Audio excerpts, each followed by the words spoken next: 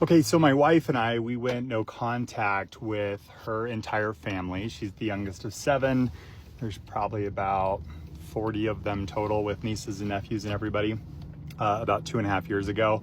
I already kind of teed up the moment when we went no contact in part one on my thread. So if you haven't watched that yet, go ahead and watch it. But this is kind of part two.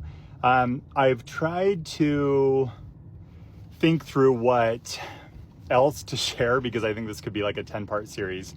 But based on some of the comments that came in, I thought I would just address, there's a number of people that are a little bit critical of, no contact should be the very last resort. And definitely people that think that it is quite cruel and we're all imperfect people and we should strive to come and have a heart to heart. And I wholeheartedly agree with that.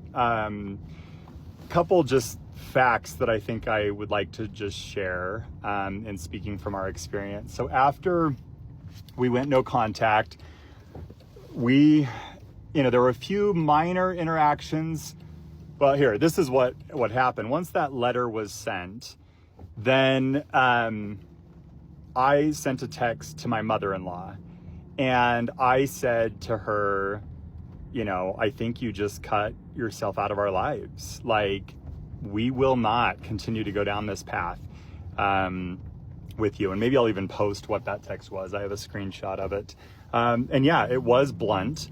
But the next day after I told her to basically that we're going no contact, the next morning, she had a text thread with all of the family members, and she sent a podcast about forgiveness. And it was like there was complete disregard for the boundary. And that is the way the family system works, is you do not matter as an individual. It is what works for the family system as a whole is what is most important. And I then asked her again, I said, Mom, and I used to call her Mom.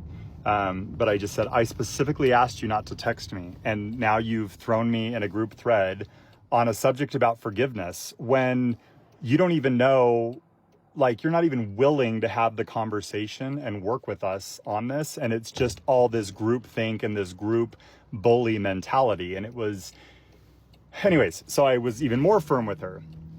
And because she was the one that sent the email, that was why I reached out to her. And anyways, she abided by that. But then what happened after that was that even though the text was only sent to her, it wasn't sent to the entire family, the whole entire family went radio silent. And my wife would reach out to a few of the siblings that she felt close to. And, they just like lit into her, or they ghosted her and didn't connect with her. And then after that, about a few months later, we come to find out that her dad had then decided to book an all expenses paid trip to Italy. In record time, they pulled this trip together. It was not being discussed at December at the time, and they went in April.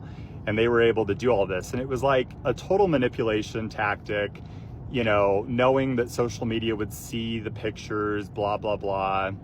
And I'm sorry, there's no way you can skin that. Like, they clearly put it together as this unifying, rallying together force. They decided to bond over a common enemy. And my wife and I were the enemy. And they went full throttle with that. And since that period, we have had our nieces and nephews, after a family wedding, come to our house, and they egged our house and my daughter's car, and they toilet papered our house. I mean, the things that they have done have been insane. They started spreading rumors that I was gay because I baked cakes, and because I'm 6'4", I had short shorts, and so therefore I am gay. My mother-in-law went to lunch with my mom and sat her down and asked if she felt like I was gay. and had the audacity to go down that path. And my mom, of course, says, well, do you have any proof of that? Has he been found around town with other men? And the answer, of course, is no. And it was like they just started slandering our name, said that I was controlling of my wife, because they would never imagine anyone in their family system would do this. And my wife, being the youngest of 7 kids, she was very much a people pleaser, and she just wanted to keep the peace. And she just believed that love was compliance and that she needed to do whatever her parents did. Her parents have weaponized the commandment to honor thy father and thy mother to the worst degree. They continue to throw it in her face. And in their mind, honor thy father and thy mother is complete compliance and just kind of blind obedience to the system. And, you know, we're in our 40s. It's like we have our own family. We don't need to blindly obey whatever the family or the parents decide, especially when there is a lot of really toxic behavior that's going on. And it is absolutely, without question, emotional abuse, spiritual abuse. I mean, we had one therapist that is well renowned in the Valley, and she actually did meet with my wife and her parents, and she called her later and just said, this is one of the worst cases I've ever seen. And family systems like this are so destructive. And they are. When you have 40 people that all step in line, not a single one of them is willing to have a conversation.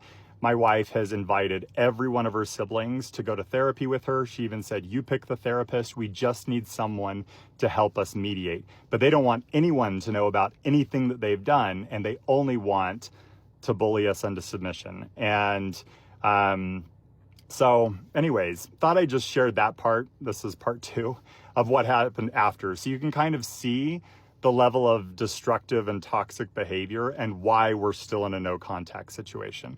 No, we're not going to just brush all of these things aside and pretend like they didn't happen and just be the bigger person. We did that for the 18 years that I was in the family, and my wife's done it her whole life. We just have fallen on the sword constantly for these people, and we can't do that anymore. And they refuse to take accountability for their actions. They will not do it.